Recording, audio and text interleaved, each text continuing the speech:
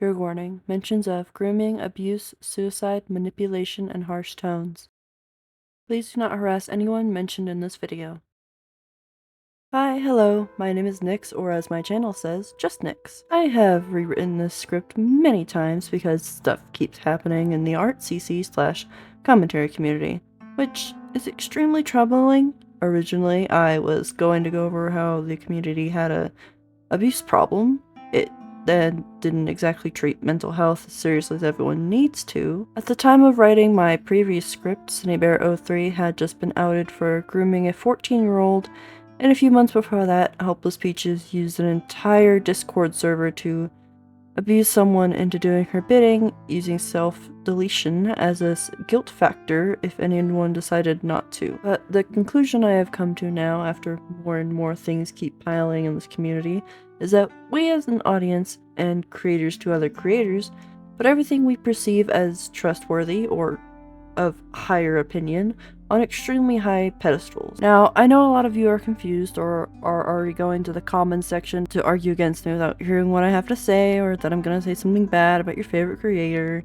You can do that, I can't stop you, but can I ask you to stick around at least to listen to what I have to say? I think it's important, especially since the ARTCC is basically at a full reset. Most of the old creators are gone, a lot for really good reasons. But if we want new creators in the space to work, we need to talk about why the past community crashed and how we can avoid it in the future.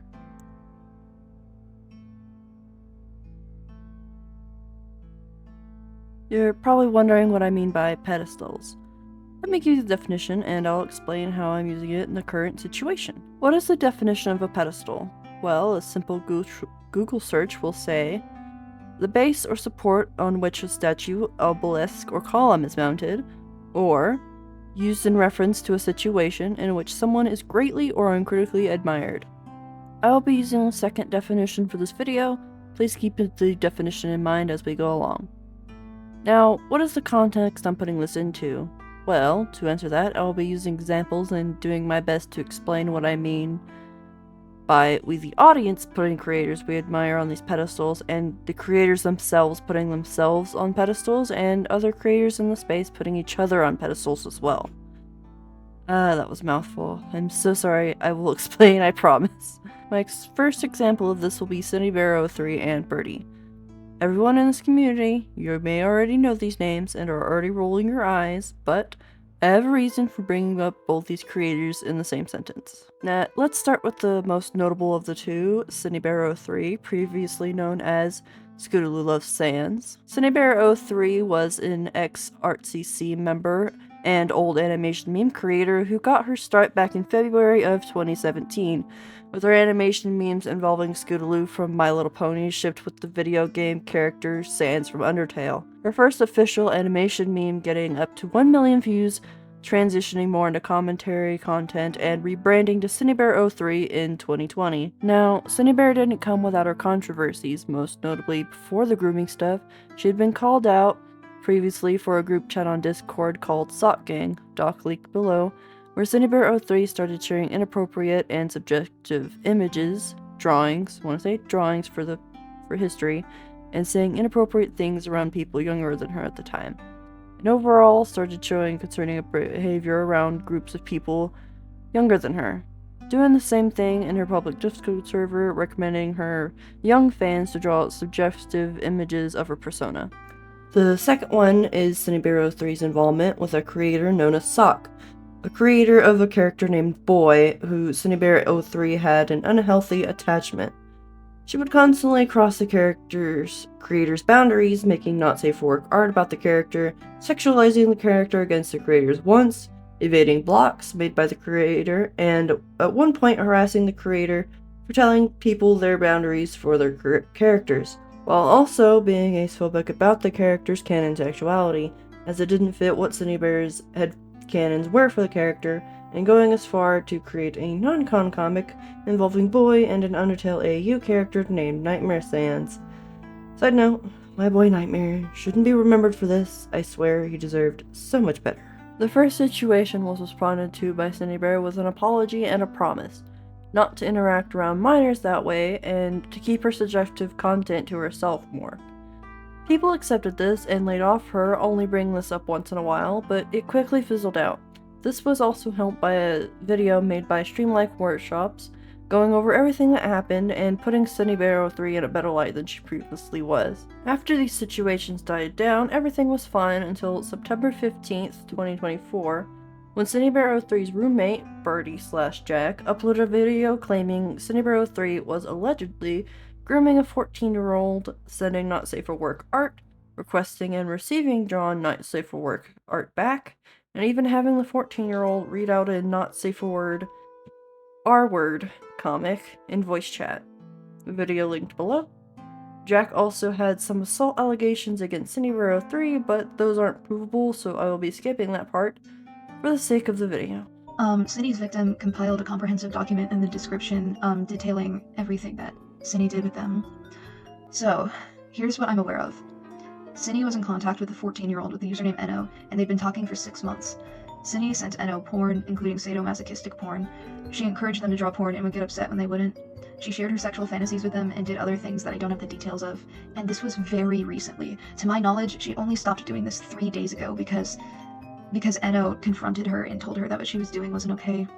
And it's not like this is the only time. Like, she has a pattern of doing this. But, like, she promised all of us that after the Pee-wee stuff, she would stop. And I never knew how bad the Pee-wee stuff was. I just took her word for everything. But, the Pee-wee thing is, almost, like, I think it was almost a year ago now, Cindy was in contact with someone with the username Pee-wee when she was 19 and they were 17. And she did all of the same things. And, much to my disturbance, before we moved in together, the Pee-wee stuff was going on, like, as soon as we were moving in together. And I found out that Cindy had drawn a comic of me raping her in 2020. And she sent it to Pee-wee right before we moved in together, and I don't know why she did that. I don't know why, like, the timing. I should have seen that as a red flag, but honestly, even if Cindy did something, like, really fucking evil, like explicitly evil, I still would have moved in with her at that time because nobody else would take me. Cindy has intentionally downplayed the severity of her actions to me and hid things from me. I had no idea about Eno. Like, I knew she was in contact with Eno, and I knew, like, Cindy, like, has sexual conversations with all of her friends, and I assumed that Eno was an adult, but they're not. I took her word on everything because I trusted her with my life. She has continuously befriended fans of hers and then immediately delved into sexual territory with almost all of them. She keeps doing this. She sent Pee-wee porn after they'd only been talking for a week. I'm gonna be frank. Cindy's a groomer. She's a predator. All of this behavior is predatory, and she knew what she was doing. She knew how old Eno was. She would often, like call Eno, like, oh, baby Eno, fetus Eno. Like, she fucking knew what she was doing. She acknowledged everything she did wrong with Pee-wee and said promised it would never happen again. So the fact that she could acknowledge what she did wrong in that situation goes to show that she knew exactly what she was doing this time. Another thing, she has an obsession with Boy, a character belonging to Sock.clip, who's also a minor. Sock has expressed discomfort with Cindy multiple times, and Cindy hasn't made an effort to change anything. She made graphic rape comics, including Sock's characters, and sent them to people she barely knew, who then leaked them because she didn't fucking know them. Sock expressed discomfort again, and Cindy doubled down and told Sock off because she can cope however she wants, I guess. I haven't looked at the screenshots. I've only heard, like, testimony of this, but it's disturbing. She has an obsession with Boy to this very day. Before I found out about all this, Cindy actually DM'd me last night and said, oh, Boy's yelling at me, because I think she has, like, an imaginary version of him? I don't know.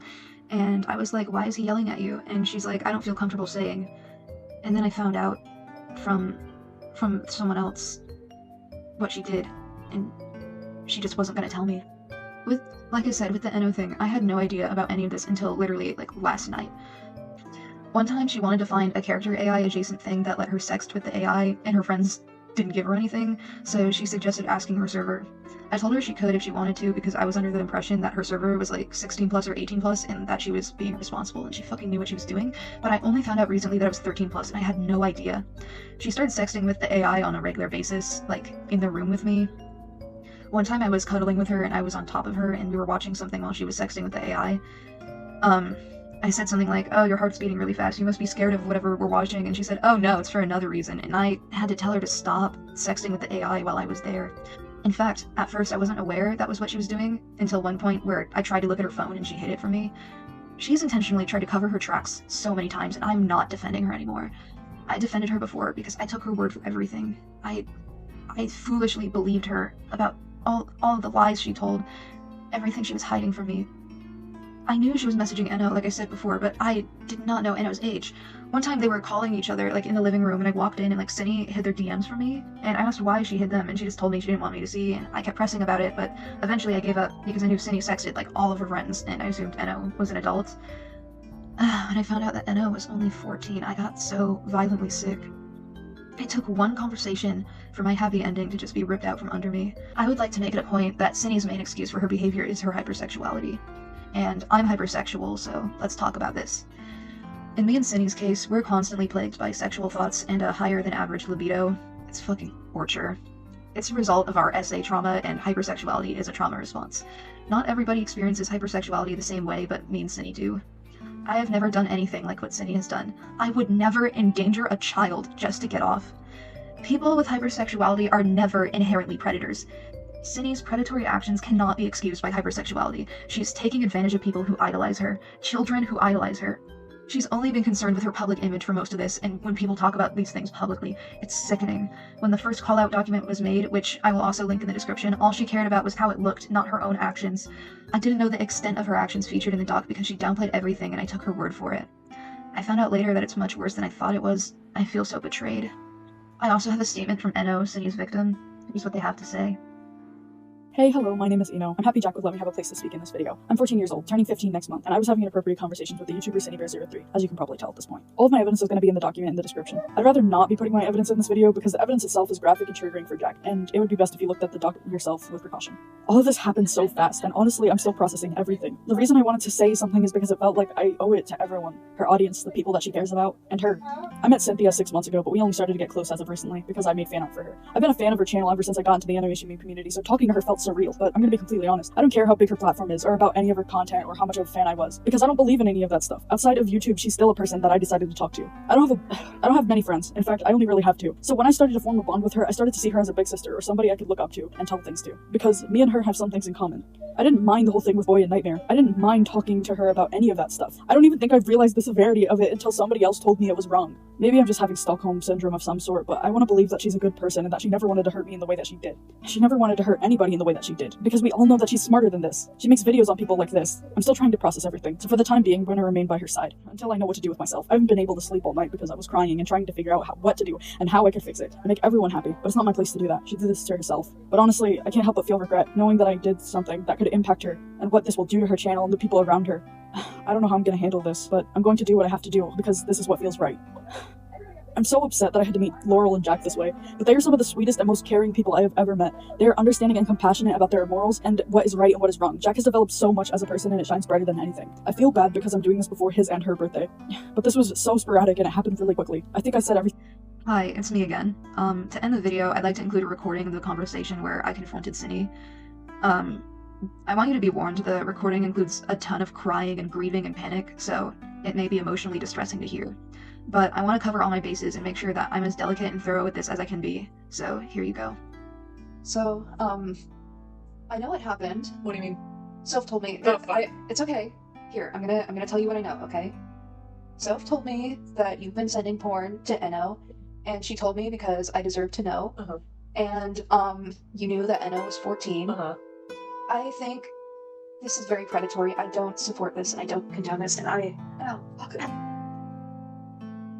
noticed that you have withheld some information from me about, like, your behavior, because at this point, it's not a mistake. Like, you can't just accidentally send a 14-year-old porn. No, Like, no, you can't. you groomed them. I'm not gonna sugarcoat it. What you did was grooming. I can't support you in this. In what? Just in the situation, your actions, like, at first, like, from the information you told me, like, I thought you were being impulsive and making dumb mistakes, but this is an intentional, repeated behavior that you have continued to do, and I'm not okay with this. And this whole thing has made me realize that you have been inappropriate with me, too. Wait, how? You know how I told you not to, like poke me in the butt, or, like, on my crotch, and you still do it? Oh, Wait, did I do it in the crotch, really? Like, I don't know, sometimes. You still make jokes about, like, fingering me and stuff, and you asked me to sit on your face that one time. Like, Oh. that's not, like, that's a sexual situation that you were gonna put me in. Like, I consented to it because I didn't know what kind of touching was and wasn't okay, but now that I'm like putting the pieces together, now that I've like stepped back and took in the whole view of the situation, you haven't been treating a lot of people right. Like your hypersexuality can only go so far. Like at this point, you're taking advantage of your fans and you've taken advantage of me, and I'm gonna be honest, Cindy, I don't want to live with you anymore. Oh my god. I'm sorry. I draw a line here. I can't have you doing these things with kids. I can't live with someone who is taking advantage of children. I I can't. don't want to anymore. But you still did, and that's the issue. You can't undo this. Like, you have done this with so many people, and it's okay. No,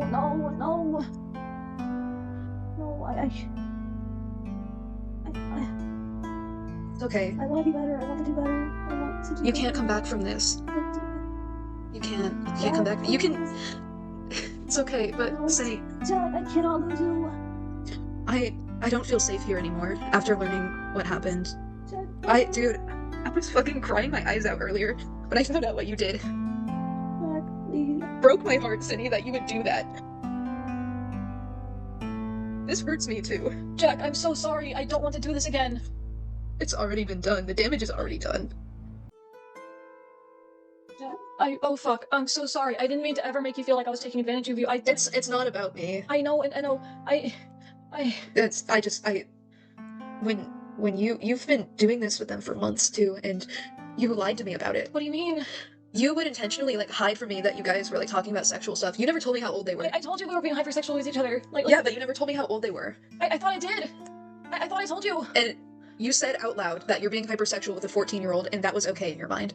When you said that out loud. I'm sorry. No, I don't think that anymore. Well, then why did you think that to begin with? I Like, don't know. It was some sort of desperation for something familiar. desperation? Something familiar. Like- I don't want to do this anymore. Then don't. I won't ever again. But I'm making a conscious choice. I It's don't want okay. to do it ever again. Cindy? I stopped talking to them for a while because I felt guilty, and I knew I shouldn't have done it. Cindy. I You can't come back from this. I'm I so can't- sorry. I'm sorry. Now, this exploded. Docs were coming out. Jack got over $10,000 in GoFundMe to move out. People were making videos left and right. And even bigger creators were discussing all of this. Specific creators, JustARobot and Kumo, both will be talked about more thoroughly later. Mostly JustARobot. Kumo may be a future video. Still thinking on that. Sunnybear03 ended up making 2 responses. One admitting to the grooming, and the other taking back the admittance and attempting to defend herself against the claims. That didn't go well at all. I was going to make a video talking about a recent document that was released about me, but the situation has gotten much more serious as I realize the damage that I've caused. I've been an irresponsible content creator, and I've been acting inappropriately towards my fans. This alone is enough for me to realize I need to make sweeping changes to how I conduct myself and how I interact with my fans. But the most serious thing I've done is I've groomed a minor. I became friends with a 14-year-old after I made a mental note to myself to not become friends with minors again, and I overshared with them. I shared graphic, explicit materials with them when I shouldn't have. I groomed this child, and I knew what I was doing was wrong, and I betrayed everyone who looked up to me. I betrayed my friends. I've done the worst possible thing I could have done, and I'm suffering for my choices. I don't know if I can ever come back to my platform, and it's my own fault. I'm going to seek therapy. I'm stepping away from my social medias, and I'm going to try to figure out why I felt it was appropriate to talk to my fans this way. I don't want to hurt anyone. I don't want this pattern to repeat itself. I want to be better. Nothing I do will ever make this right, but I want to make sure it never happens again. I'm sorry to everyone I've ever made uncomfortable with my sexual content. I'm sorry to the victim I groomed. I don't want to say their name, I want to protect their identity. I'm sorry for what I've done. I'm ashamed of myself for doing this and hurting everyone. I'll be closing my Discord server. I'm shutting down my Patreon. I won't be posting my art. If I ever come back, it will be years from now, once I've gotten better and once I've made sure that I can be responsible with the platform I've created. I feel so sorry for Jack. When he learned what I had done, he cried, and he doesn't feel safe living with me anymore. I've hurt him so much. I don't know why I did this. He doesn't want to support me anymore, and I don't blame him. I love him so much, and it pains me that I've made him feel like this. All I ever wanted to do was help him and give him a safe environment to live in, and I failed him. I don't want to make it out like I care more about hurting Jack than hurting the victim. I'm deeply upset that I hurt the victim, but Jack is my best friend, and I can't believe how much I betrayed him. He's been hurt so much by his abusers, and he learned that I did the same thing that they did to him. I can't forgive myself for breaking his heart like that. It breaks my heart to see him so distraught. I don't want anyone to try to defend me. I don't deserve your pity. I'm not the victim here. I did this to myself. Pray for my recovery. Pray that I get better and never do this again. I'm so sorry I did this. That was the first response Sunnybear03 made to all these allegations. The second one was let's just say it was a flaming pile of ladoo-doo. What happened in the second response is CineBear03 came off as extremely unsympathetic to her actions, victim blaming both the victim and her roommate. Again, not respecting the creator's socks. Again, boundaries, and using other sketchy creators for support in her video. Both videos will be linked in the description. Both are re-uploads. CineBear03 has deleted both these responses after the backlash.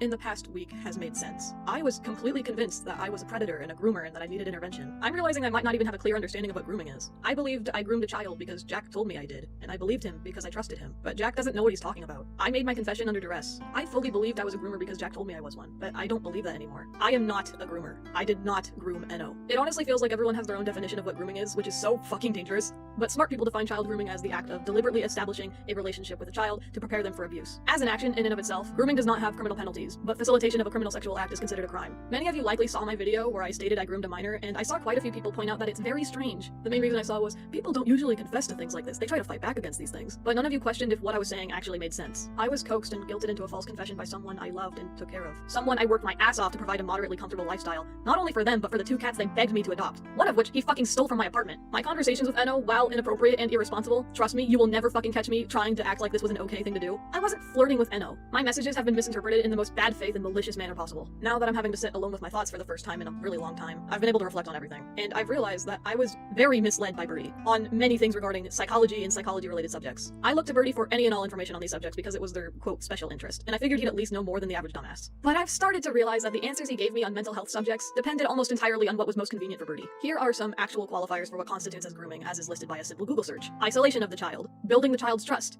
inappropriate communication, which includes asking for secrets to be kept and using sexual language that the child may not understand, and educating the child on the subject, buying gifts, giving the child special attention, singling out the child to make them feel more mature, special, or different from other children, showing particular interest in the child, victim selection, and substance misuse. I did not isolate Enno. Enno was actually already isolated when they first met me. Enno has told me directly that they only ever speak to like 3 people, that being Sophia the Neko, me, and another person I don't know. I never got jealous if they hung out with other people instead of me. I never told them who they could and could not hang out with. I didn't want to control who they were hanging out with. I wouldn't get upset if they didn't talk to me. The only thing I can think of that probably looked like I did is if I said something in their DMs and they took forever to respond, I would get anxious and think that I upset them somehow. I do that to everyone though. I'm just really anxious. I don't like the idea of bothering people. Building the child's trust. I don't think I was ever even interested in building their trust. The only thing I was ever really concerned about was making them upset or uncomfortable. In fact, it already kind of seemed like they just automatically trusted me with a lot. I didn't really have to do anything on that front. Even then, it was just never on the forefront of my mind. Inappropriate communication. The examples given are asking for secrets to be kept, using sexual language the child may not understand, and educating the child on the subject. I will not deny that my conversations were inappropriate and I shouldn't have been having them, like, to begin with. The only instance of me asking them to keep something a secret would be me saying to them, please don't tell the public I'm depraved. The secret's kind of just out now, I don't care anymore. I never intended to keep our relationship a secret. That was never even something I was intending to hide. It was also never my intention to educate Enno on any particular, like, sex shit. I don't know. Now that I think about it, majority of the inappropriate conversations we had revolved around sadomasochism and, like, sadistic fantasies, not really sex. Sex was definitely brought up, but it was never my intention to educate Enno about it. Buying gifts or giving gifts. Didn't do that. Enno actually made, like, a shit ton of gifts for me, but I don't think I've ever made anything in return, which, saying out loud makes me feel kind of shitty. But no, I never made any gifts for Enno. Now, I did ask them to make things for me a lot. The most inappropriate thing I think of us was for, like, a comic. I'm not gonna pretend I'm justified for doing that. No, I think it was inappropriate. Fucking weird and cringy. But everything else I can think of was mostly just ship art. Giving the child special attention. Examples given are singling out the child to make them feel more mature, special, or different from other children. The fact that I was talking to Enno at all could be seen as me giving them special attention. But not once did I ever tell them that I thought they were more mature, special, or different. The only example I can think of is toward the beginning of our conversations when I told them they were funny. But I wasn't trying to make them feel like they were different from other kids. Showing particular interest in the child. I wasn't particularly interested in Enno. In fact, I had 2 other friends who I was talking to like this, and they knew that. Cough, Kenny, cough, brother, bitch ass. Victim selection. I did not select them. In fact, they talked to me first. Substance misuse. Didn't do that. Now there's some other things that we really need to discuss when we're talking about this whole grooming situation. So firstly, I am a hetero woman. I'm attracted to men, as you can see from these fucking cringy ass conversations that I had with Enno. I did not want to date Enno. I never considered that as an option. I did not reach out to Enno, and it took Enno 3 months of persistently pestering, prying, and giving me gifts before I finally gave in and spoke to them. From the start, I remained very reserved and kept Enno beyond arm's length. I wasn't super interested in talking to them until they sent me an image of me laying in bed, and I made a joke about it being inaccurate because Boy wasn't there. Once Enno started indulging in my very strong autistic infatuation with Boy, that's when I started talking a lot more. And as we kept talking, I felt a lot more comfortable sharing certain things about the character that I liked, including personal fantasies. In hindsight, I really should have filtered myself when talking to this person. Definitely should have practiced some restraint. I'm not proud of this, but it was never my intention to desensitize them or harm Enno. That was never on my mind. I imagine that's fairly obvious if the DMs are actually read with more than 1 brain cell activated. I've been speaking to some individuals who are very critical of me, but they've been fair. They disagreed with the idea that this was grooming because one of them victim, who goes by Kumo, thought something was off about the evidence that was used to back up the claim. Kumo has been very critical of child predators and people who enact performative vigilante justice online for validation or personal gain. It was explained to me that my understanding of grooming was clearly warped, and these conversations just sounded like, I'm quoting Kumo, locker room girl talk. I myself have never been very social. I would even call myself socially inept. I'm a bit of a retard, so I never considered that there was an existing dynamic that sounded similar to my conversations. This was two girls talking about Jeremiah down the block and how hot he is. Once again, I feel the need to make this painfully clear that I am not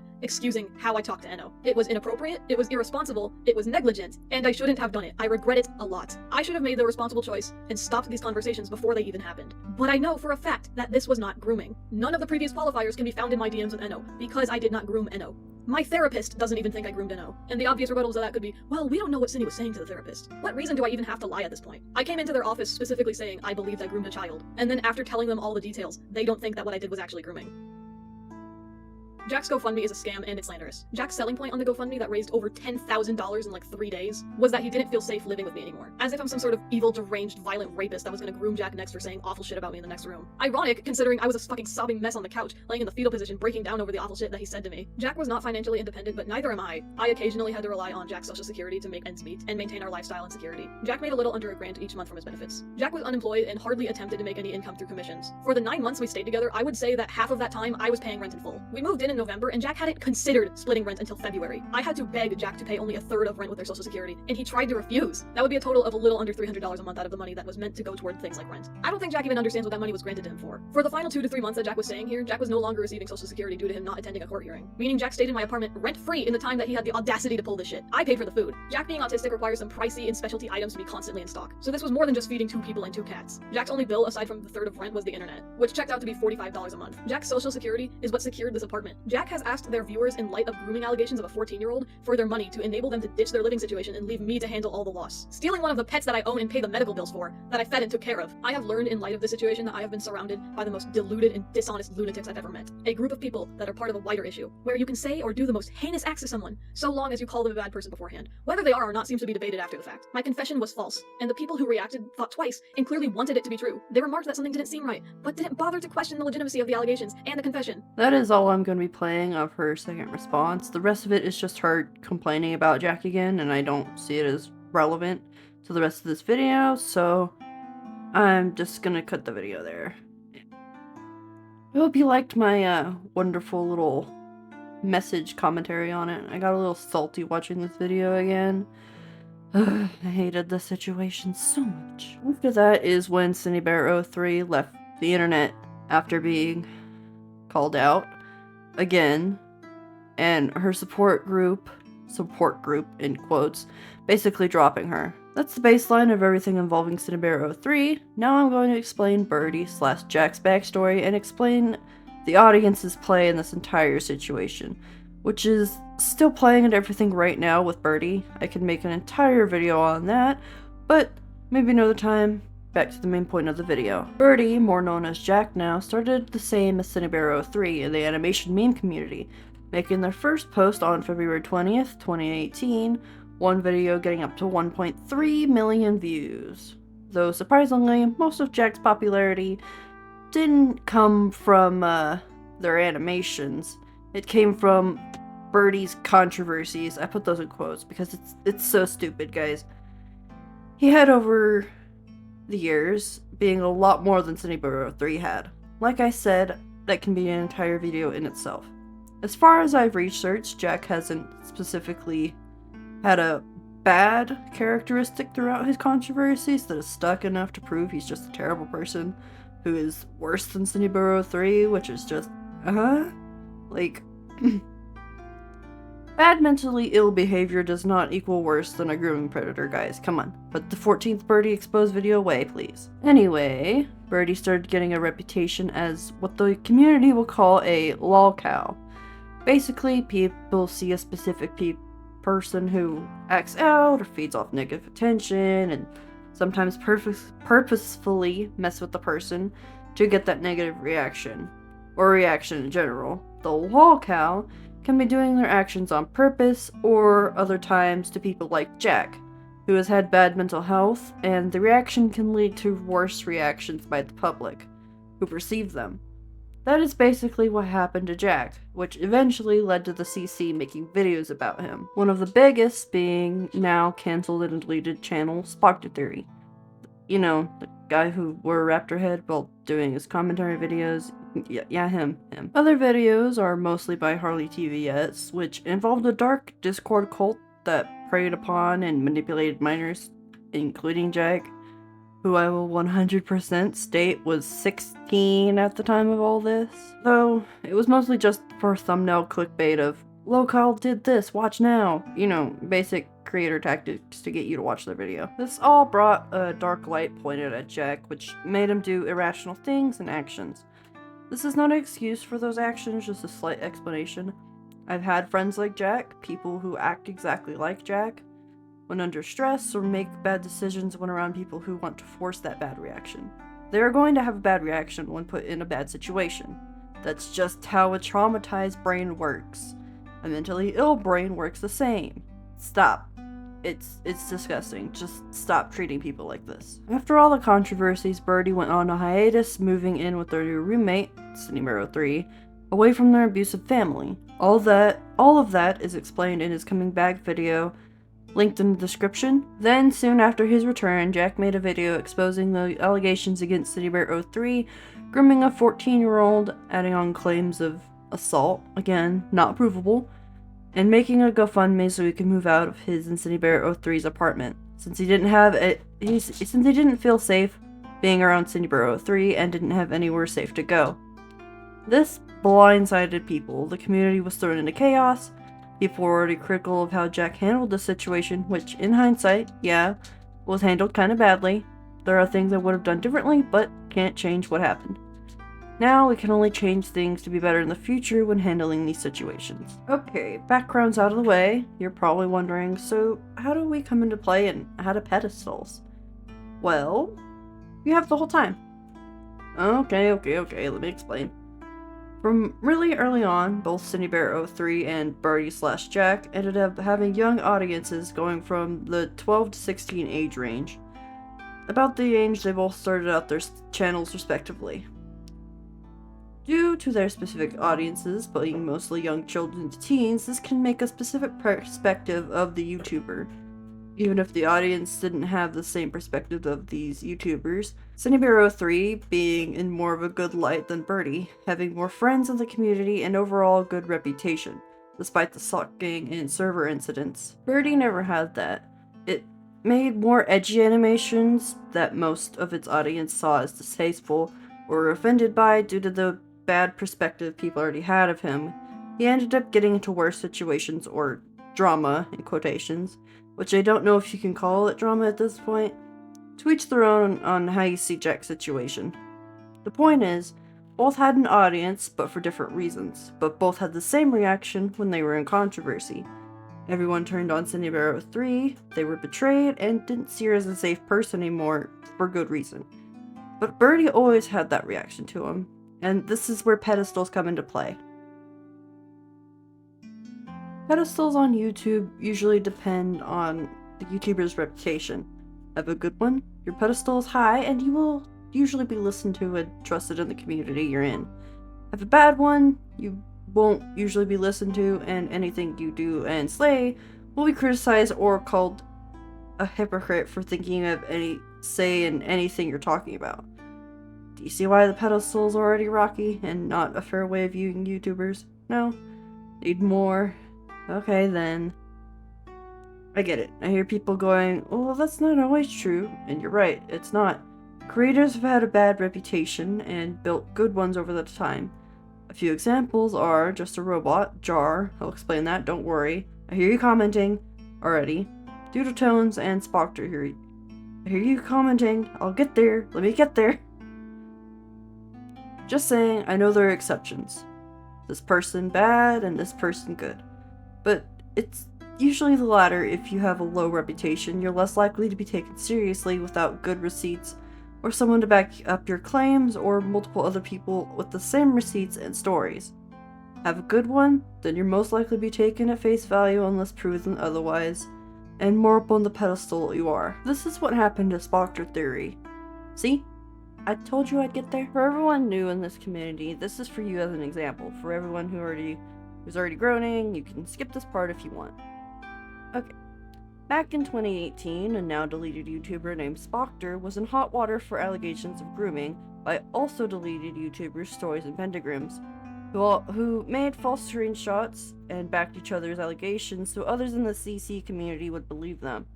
It worked for a small while until a YouTuber known highly in the community as Sprocket entered the situation, making 3 1 to 2.5 hour videos calling them out and defending Spoctor against the allegations, having good receipts, evidence of faking screenshots, and overall pointing out Stories and Pentagram's overall bias against Spoctor. This helped Spoctor get a better light on his situation and his channel as a whole, gaining a few good subscribers after this situation, and his channel started growing more over the years as time went on. This also had a different effect on the inner workings of the community. Sprocket started having a second pedestal for her as a whole, one for the audience and one from other creators in the community. Now, being one of the first creators to be the go-to for advice on videos, wants for Ponder to talk in on situations, and expectations for Ponder to have opinions on every given situation going on at the time, and still happens to this day.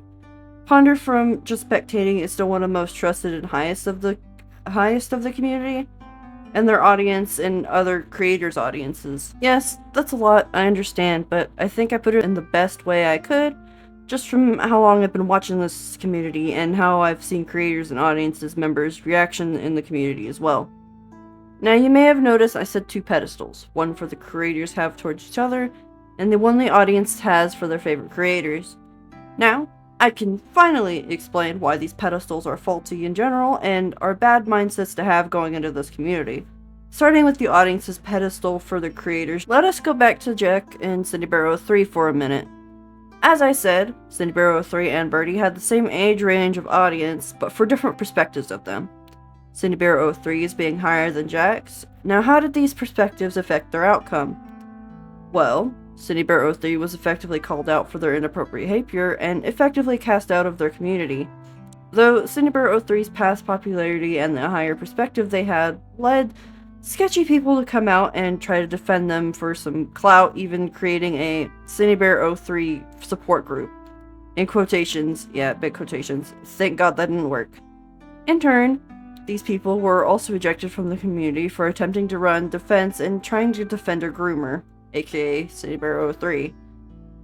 Now, if this had worked, it would have caused a dangerous road. This would have given the impression that people like CindyBear03 and other sketchy people were allowed to come into this community. This would also cause a new audience to come in and start receiving a bad message and possibly let minors be around dangerous people.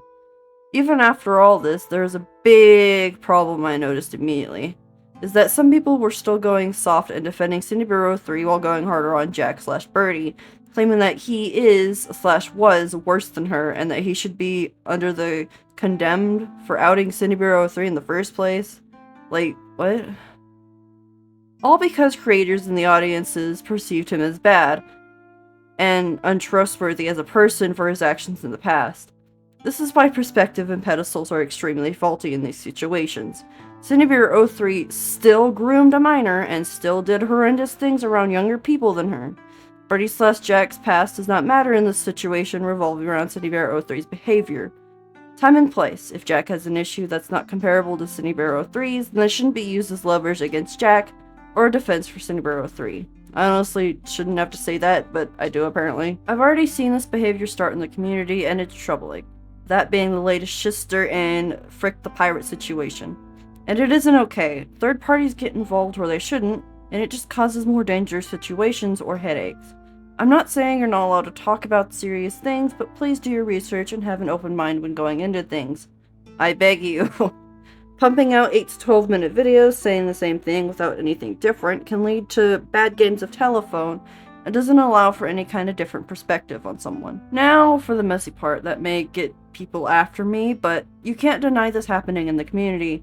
Creators have high pedestals for their fellow creators, and it causes a lot of problems for themselves or for how they treat each other. It can lead to creators having higher ego, to only step away when a higher pedestal creator does, ride drama hate waves against someone, and even go off to start on different issues or start situations in the future. Now, I have two examples of this, the first being the biggest, and that is JustARobot, aka Jar.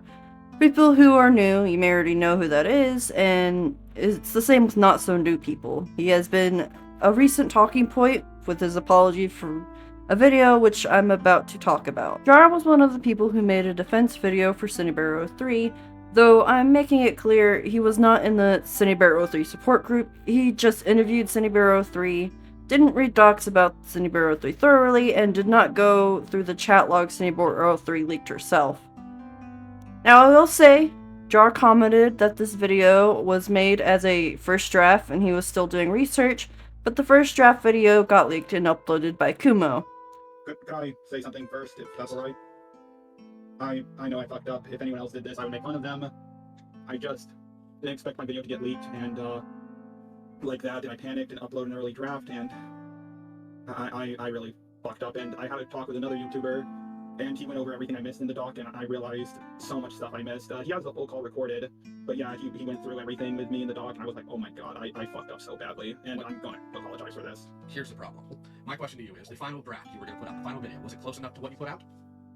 If people gave me, like, no pushback and said, yeah, this looks like a solid video, and me and my roommate didn't decide to look at the doc in detail, which we were planning to, but if we didn't, which I'm pretty sure we would have, but if that didn't happen, yes, that would have been it, but I can send you the old version, like the very first draft, which was all negatively about Cine, and you can just see how much I changed it. I said in my video that I was going to get a draft ready before I talked to Jack in case Jack freaked out, and that was very stupid of me to do.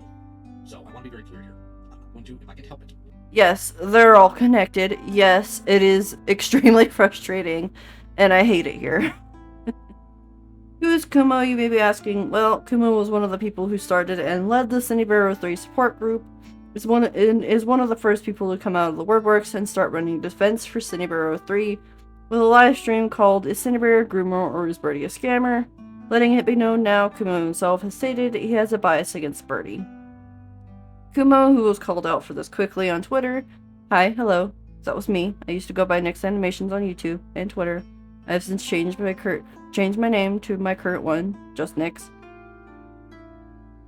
How did this loop around to Jar? Well, by given statements, Kumo did not like what Jar said about him in the draft video.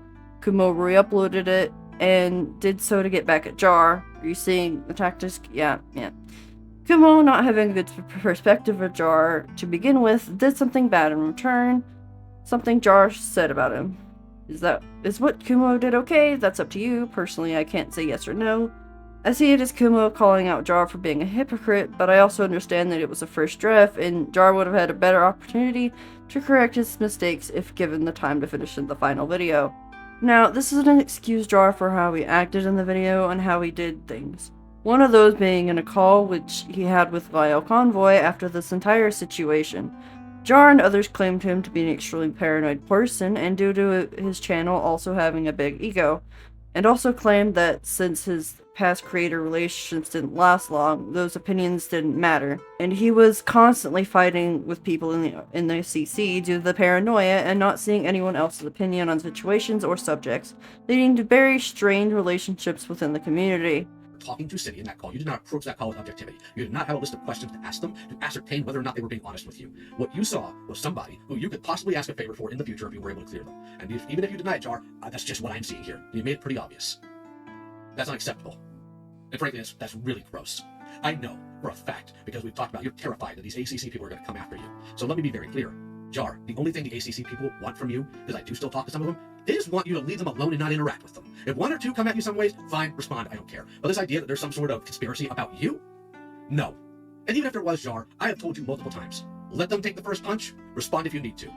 You trying to assemble essentially an army of people who owe you favors is, number one, any alliance built on hatred is a weak one, and secondly, you are putting a lot of faith in people you barely know. And I also am aware that you are currently running to other smaller YouTubers about this. Jar, do you realize, like, in any objective manner, how absolutely ridiculous that makes you look? Yes. What I saw on Chud's stream, Jar, wasn't just you putting your foot in your mouth. You essentially committed a form of on that stream. I know.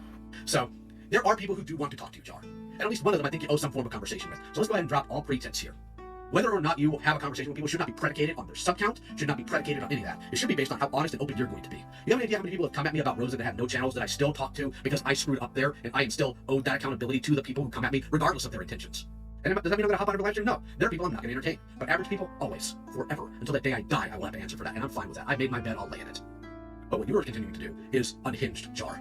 And let me go ahead and make this very clear. And I'm gonna do this without mentioning names because they don't deserve to be dragged into this.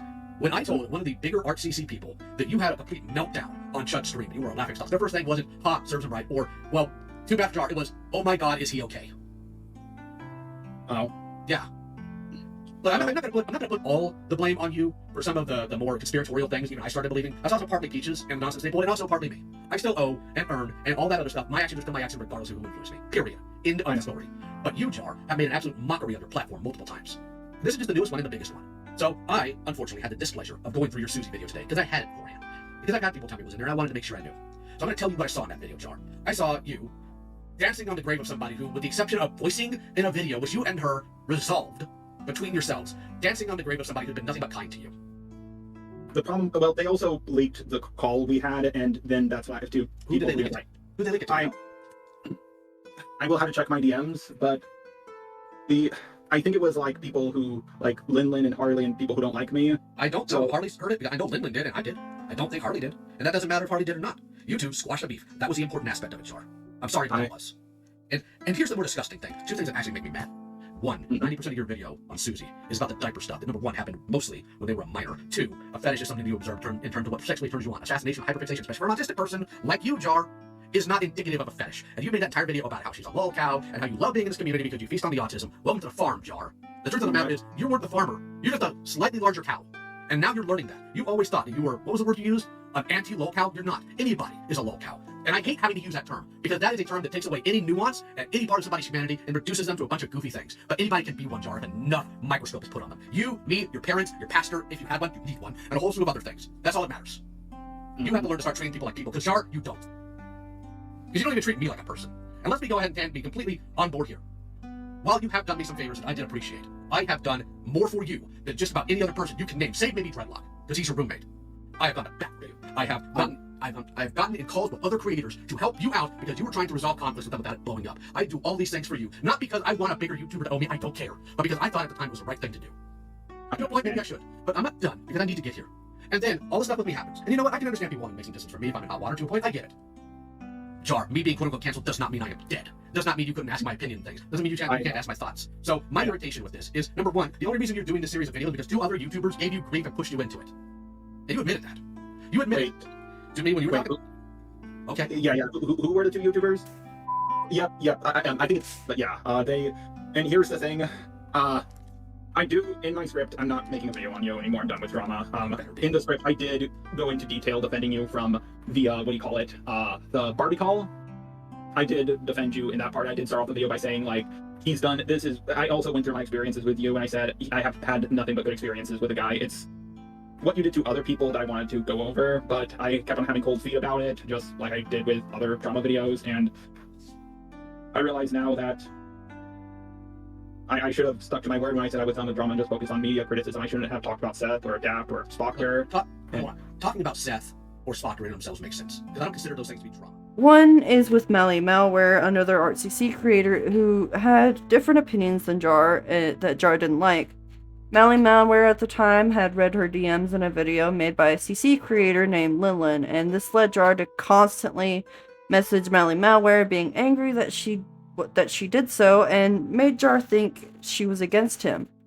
Jar even left a long voice note to Mally Malware where he sounds extremely egotistical and partially threatens her with a video against her and others.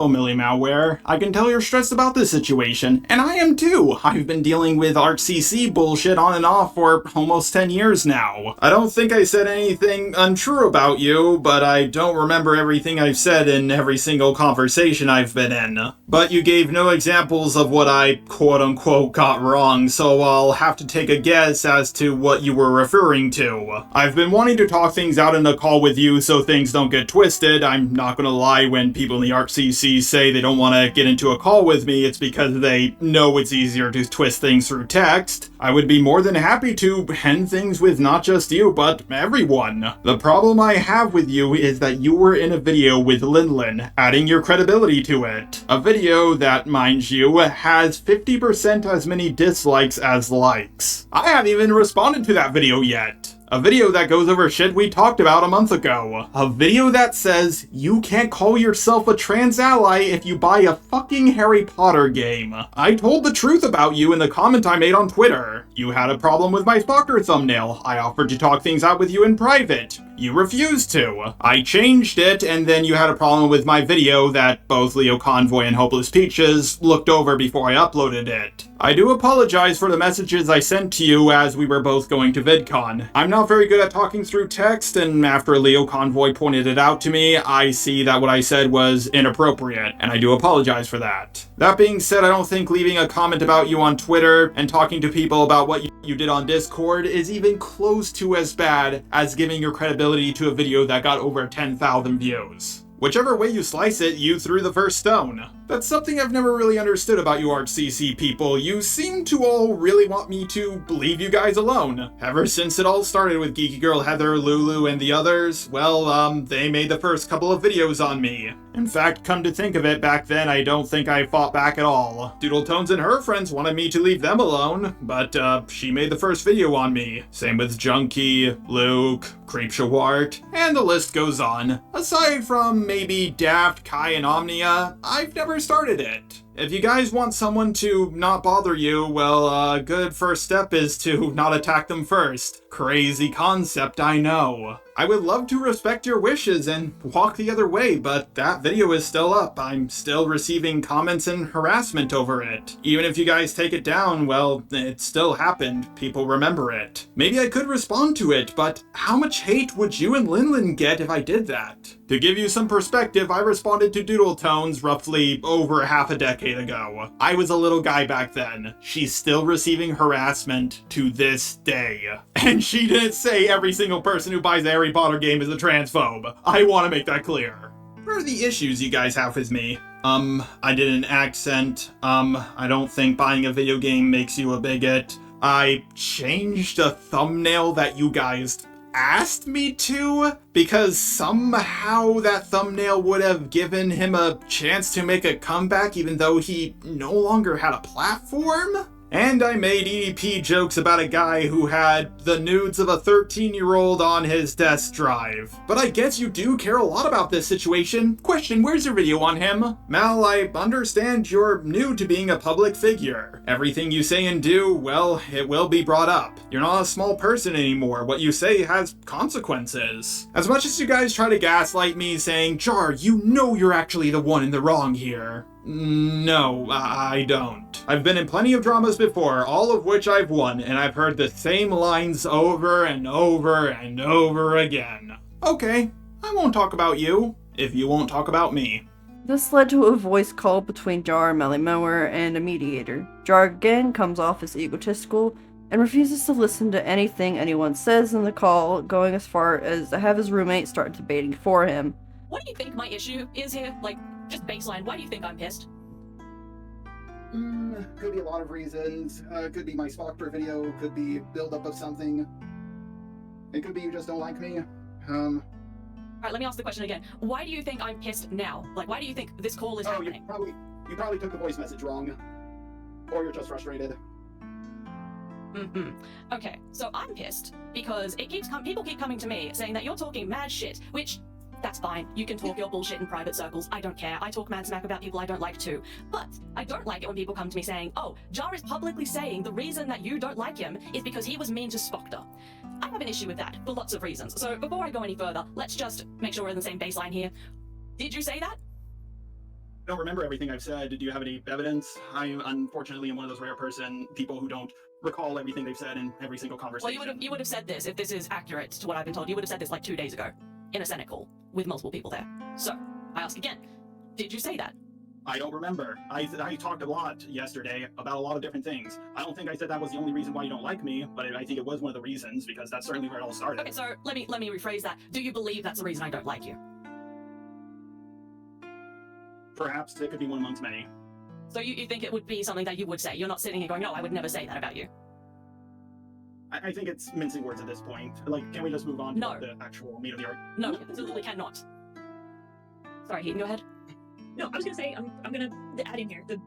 The reason Mally wants you to answer this question is so that we have the idea that this is not, we want to make sure that this isn't something that is out of character for you to have said, specifically because we want to make sure that the people who are telling us these things are being honest. You can be honest and wrong. I mean, it was a long conversation. I mean, they probably, game of telephone and all that. One person says one thing, things get mistranslated down the line. So And would you- what I will say, go ahead, Ethan. I was gonna say, so is that an inaccurate assessment of what you thought? I believe that was what my thumbnail and some of the stuff I said in my Spoctor video is one of the reasons as to why Melly has an issue with me, but I don't think Melly just has an issue with me because I was mean to Spoctor. I don't think that's something I would say, but it's possible. I don't remember everything I have said. I certainly didn't record that call. No, neither did anyone else. So what we're establishing is that this is a thing that you might have said. I mean, I guess. And you understand why, again, another reason I'm trying to get to the bottom of this and establish a baseline of things we can agree on is because if you're going around in public saying that the reason I, and Ponder apparently as well, don't like you is because you were mean to Spoctor is A, just categorically unfucking true, and B, you're publicly spreading that around about me. No, you don't get to do that. Any evidence? Oh, so now you're saying it's not true. Really? No, I said any evidence. No, don't put words in my mouth. I said any evidence. You literally just said just now that sounds like something you would have said. Hey, Jara, can I jump in real quick? Sure. Okay, so I just want to establish really quickly. You said that. Sorry, your can you just primary say issue- who you are? Sorry, real quick. Who is this? This is Professor Jen. Roommate? Why are you interjecting in a conversation between Jar and Mally? Because I chose to. And he's Yeah, my roommates next door too. They don't. That's not what we're. That's, what yeah, we're this is doing. a little bit Feel free to inappropriate. bring them in, because that's what I'm doing. No. No, that's not. The whole point is that that's not appropriate. This is We- between. We discussed beforehand. We discussed beforehand who's going to be in the call. Who's the point? Who's the point? This was never established as a rule. Yeah, we never established any of that. Yeah, we established who was going to be here. The people who were asked to be here were the people who were asked to be here. established Also, that you. I believe this is all because of how Jar views his fellow creators, Leo and Peaches going on higher pedestals, as he stated himself. He thought all of them together were indestructible. That was before Hopeless Peaches did what she did, and was outed as an abuser towards multiple people, Leo Convoy included. I can understand how a situation like that can sway a person's view, though it's important to keep a view towards the actual person at fault, that being Hopeless Peaches. Not Leo Convoy. As far as Melly Mauer goes, it's important to understand that if you're a creator in a space like the CC, people are going to have different opinions than you. They aren't required to agree or defend you. Jar refuses to see past his feelings and how things have been going in the community.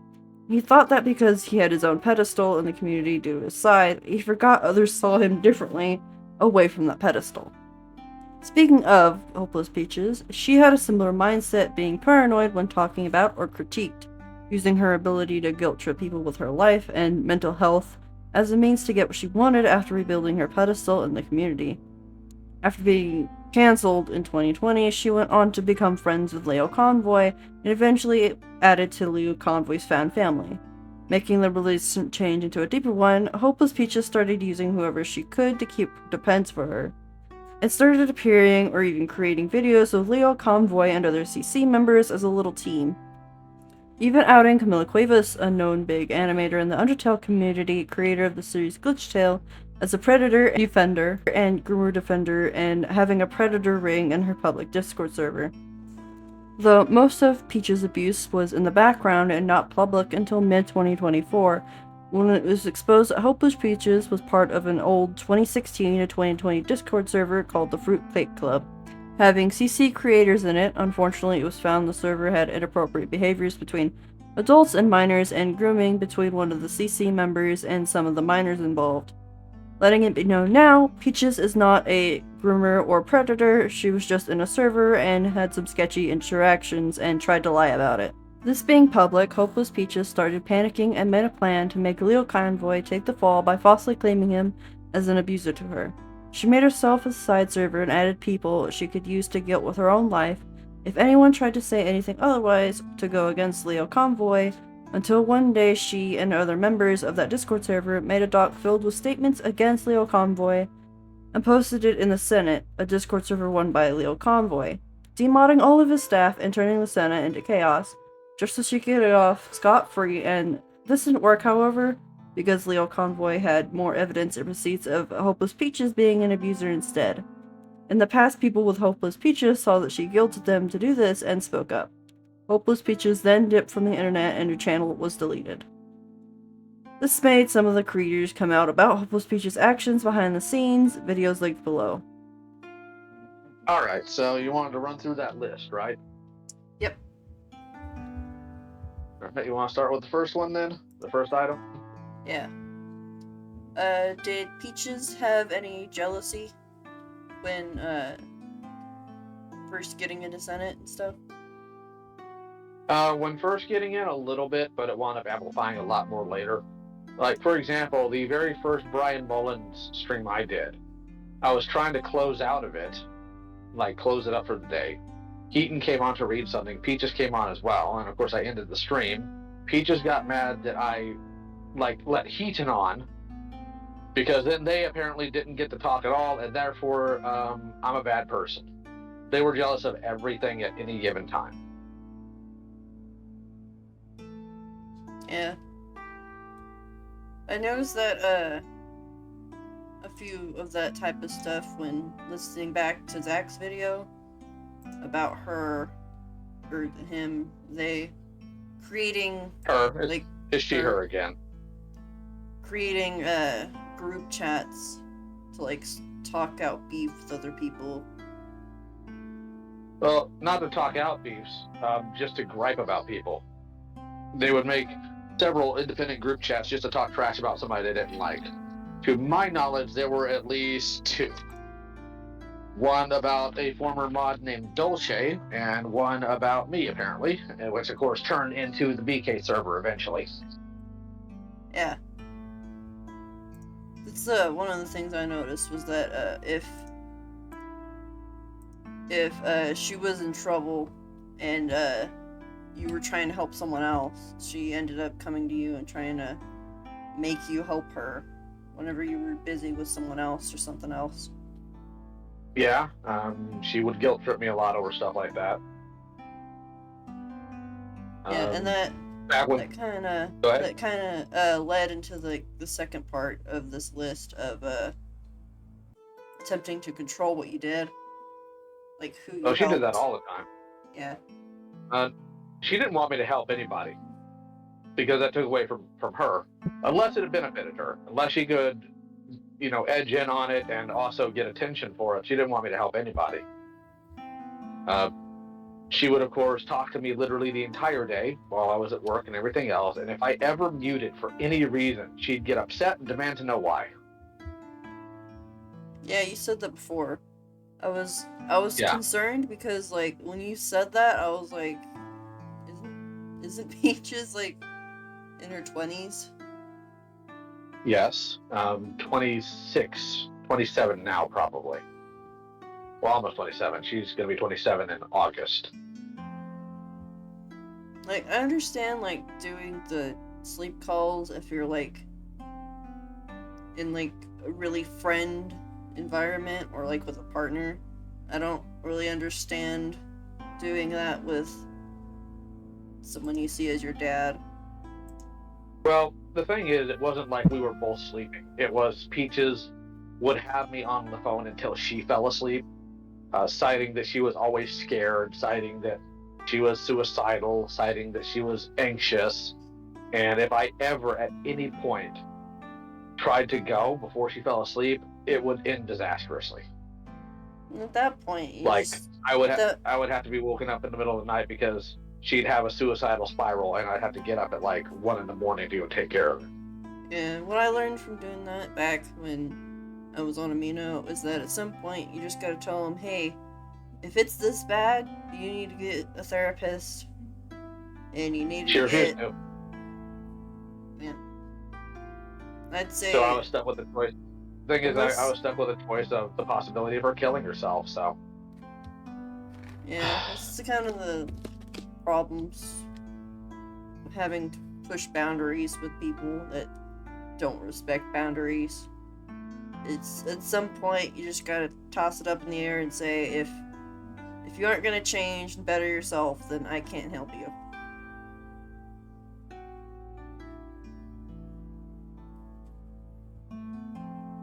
Oh, there's something I can obviously take in now, but I certainly couldn't at that point. Yeah.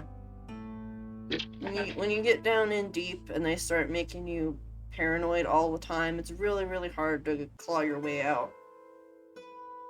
Well, it also doesn't help that they just do things in general. What the heck? Okay. Like, for example, there was one time I was not feeling well, so I went to take a nap. When I woke up from the nap, Peaches was in the middle of a suicidal ideation.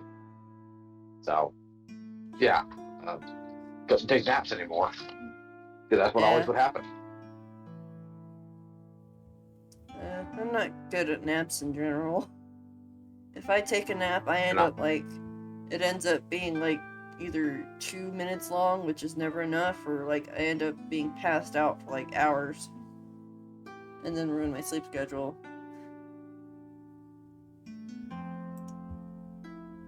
So I know the third one definitely did happen, is attempt to isolate you. Not attempt, she succeeded. Yeah. I noticed that one right off the bat, and the fourth one, violating your privacy, those kind of went hand in hand. Of her isolating you into, like, private chats, and forcing isolating me in private chat. Forcing you to give up privacy. Well, she always did that. She'd break any barrier I would put up. Because if I put it up, she'd force it, and if I didn't budge, immediately, you hate me, you don't care about me, I'm gonna kill myself. Yeah. The more in-depth part of this that I noticed was, she was isolating you in your chat, in your DMs, but also controlling who you talk to. Did that a lot. Like, I noticed that, she really did not like Zach. She actually never had a negative opinion about him while we were talking. She wound up developing one later on because she was scared Zach would leak things to me. It was everybody else that Peaches hated. Peaches even hated Sunny, just, never said it to Sunny's face.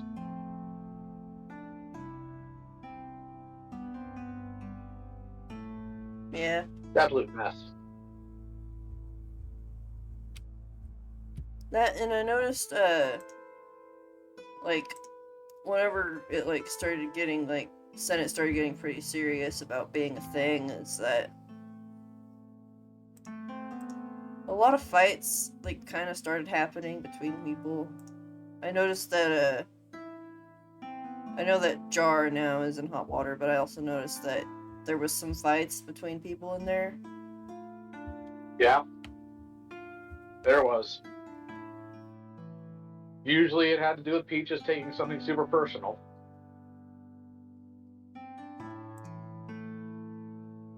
I guess that's kind of a community as a whole. Like, people take like things really seriously that can be really, really small and not really matter.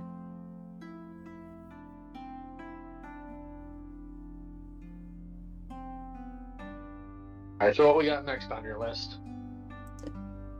Violating privacy. Regularly, all the time, didn't matter what I was doing, she needed to know. Like, I couldn't even go to a doctor without her being in my ear. That's weird.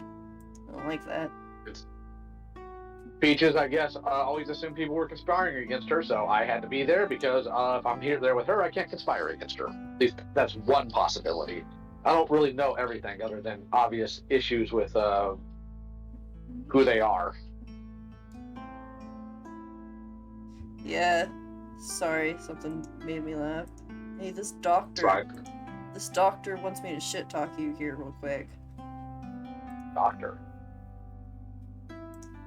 You said you couldn't even go to the doctor. Yeah. Okay, it was a joke you made. Okay, I'm sorry. Yeah. I didn't pick up on Sorry. that first. Yeah, you noticed violating your privacy. I noticed you talked about in your video about her telling people in BK stuff that you told her that they shouldn't have really known. Yep. Turned it into a gossip point. Yeah. As well as, like,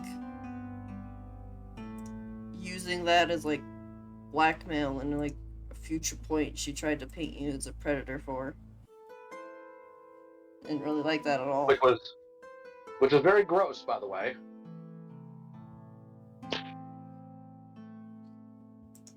Yeah, I don't really understand people that do that very much. I think she was at that point hoping that if she threw enough at me, nobody would talk about her anymore. In fact, I can verify that because in later messages with other people, after she tried her stunt with me, she's like, I don't know why people aren't dying down. I don't know why they're still talking about me.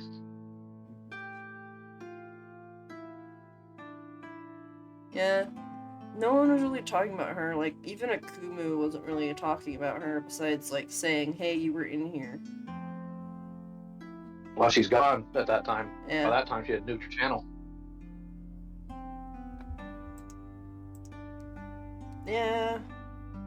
I'm not really liking the people that are doing that suddenly, especially people that, like, have made good videos about serious topics. Like, the entire Glitch Tail video is gone. I can even find it in archives. Oh, those actually are archived. You can actually find them on YouTube, believe it or not. Did they, like, They are retitle it? I can't remember if they're retitled, but I did run across them the other day. If you ask Denison, Goblin in the server, he probably has them too. Okay, I was wanting to find those and, like, have them, like, as clipped in the video to show what I was talking about, because a lot of new people coming in don't know about all that, and they're trying to point opinions and then getting confused and putting bad opinions.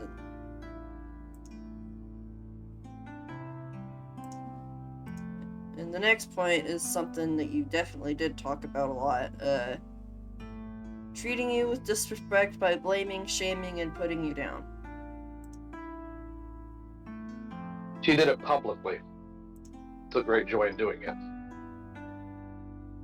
Yeah, you said she like, forced you into, like, public Senate Discord calls to do that. No, she'd wait for a call to happen and then do it in the middle of it. Unrelated.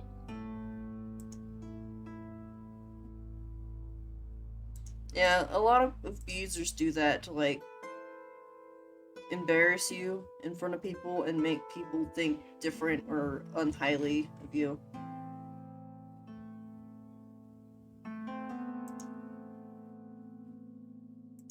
Which, I guess that worked a little bit, but still not good. I agree, but it is what it is. Alright, so what's next on the list?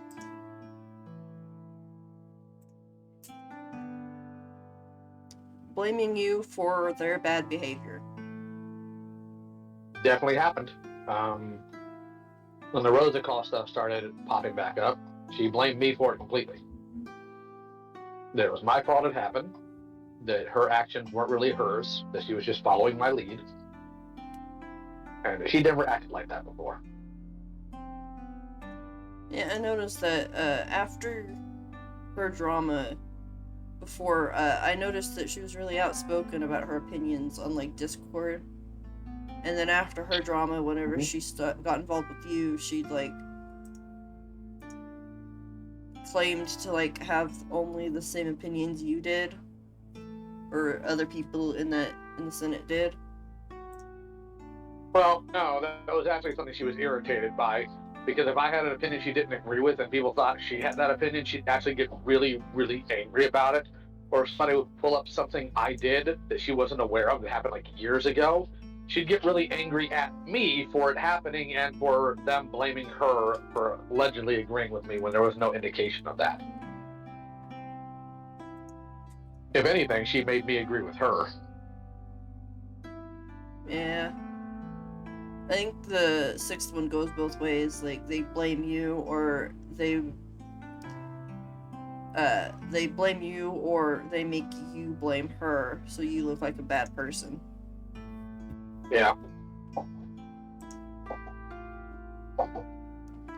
Number 7 is threatening you with harm or alternately hurting themselves if you don't do what they want. The latter, pretty regularly. Or if they did self-harm, they would blame me for it. Because, well, you stressed me out, you did this, it's your fault. You're the reason why I did this. I wouldn't have done this if it wasn't for you. Yeah, I have a bit of opinions on that. Not like anything bad, it's just, if she had this, like, behavior of, like, taking pills whenever someone didn't agree or someone had a different opinion, I would have thought someone would have called, explained how often she did this, and she would have had the pills taken away, or someone would have had to give them to her when scheduled. Well, I tried to get her to give it to somebody else to schedule taking them, but after a while she decided she didn't want to do that. And then she stopped taking her pills altogether. So the way that she tried to threaten me with, suicide is taking a whole bunch of whatever they call ibuprofen there.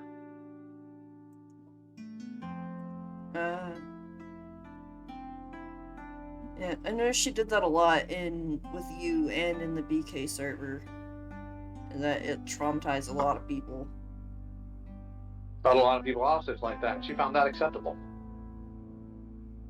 Now, with me, I was just assumed it was just me she was going to do that with, and as such, had enough guilt in general, and I figured I could handle it, so I did. Didn't expect her to do it to other people. Didn't think she would, honestly. Yeah. I noticed that in a bunch of the chat logs that she was like celebrating after doing that. Of like, hey, I have this control over you. Ha ha ha ha. Essentially. And that's only what I've published. The chat logs alone paint a worse picture. So I plan on at some point maybe talking about this more publicly, more in depth, but right now is not the right time. Yeah. At least on a channel, on my channel that is. Yeah. That'd have to be like a really long, planned out video going through stuff.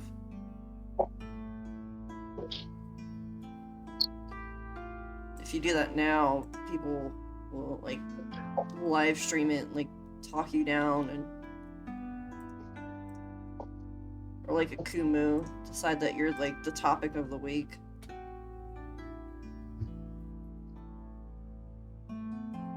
So number 8 is destroying personal possessions. I don't know if that ever happened. Well, I mean, she couldn't. Yeah. So. I guess I could also go with like destroying like connections you had with people.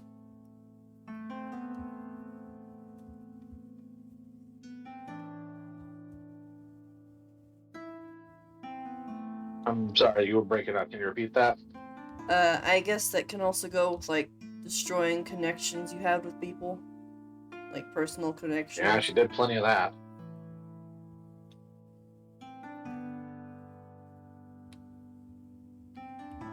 I noticed that mostly with like people you had already had in Senate for like the longest time. Yeah, she certainly drew a wedge between me and other people in Senate. If I talked to them, the old mods, like, she would lose her mind. She hated every single one of them for various different reasons. Weird. I'd say like my main like point is like don't judge people unless like you know them really really personally and they do something like they wouldn't usually do.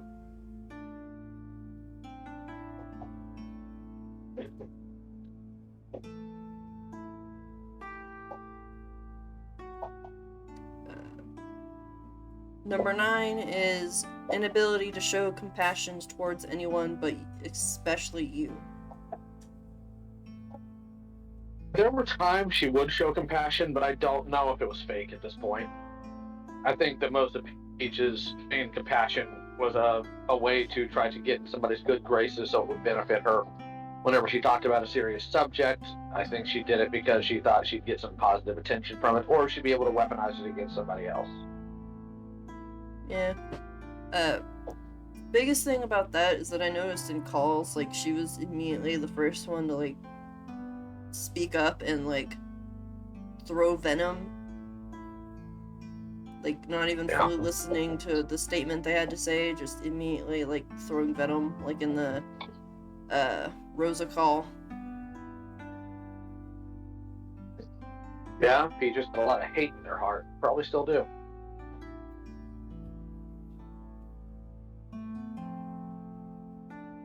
I also noticed that in, like, the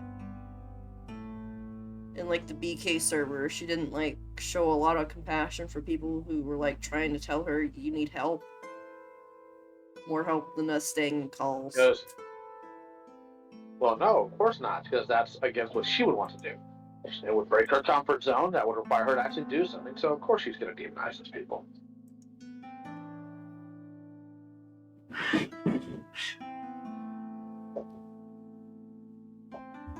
Sorry if you heard that. A lot of cats.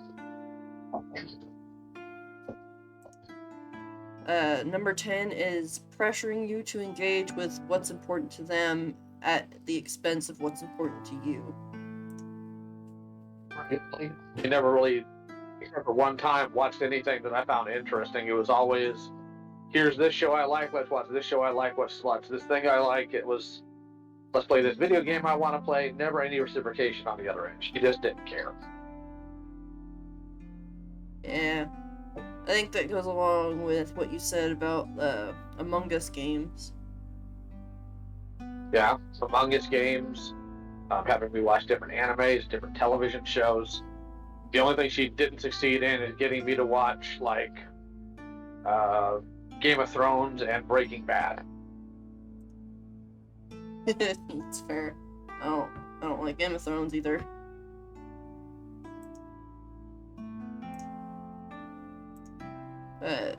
My main point of view on that is, like, you shouldn't force people to watch what you want to watch. Like, if you like separate things, you're allowed to do that. You would think. Yeah, there was Peaches. That's the whole list. I wanted to, like, if you have the time to, like, go into depth on more of, like, the list. Well, I don't right now, because I'm actually pulling up to the house and I'm going to have to let you go, but Yeah. I'll be in contact with you and maybe we can talk tomorrow, okay? Okay. That works. Alright, thanks for your time. You're welcome. Bye-bye. Bye. Okay, that was an interview I recorded with Leo Convoy, like, almost, like, a good few months ago. That was just basically a list of going through what Hopeless Peaches did to abuse Leo Convoy specifically. And you notice there's other people who were involved in there too. That would be going into Zach's video about Hopeless Peaches. I'll link that in the description below. And I'll be linking Lyle Convoy's video as well, as it goes more into depth of what Hopeless Peaches did to him as well. I just wanted to put that interview here to show what Hopeless Peaches did, and if anyone else is doing what Hopeless Peaches did to anyone else, please step in and call them out. No one deserves to go through what Lyle Convoy did and what other people did.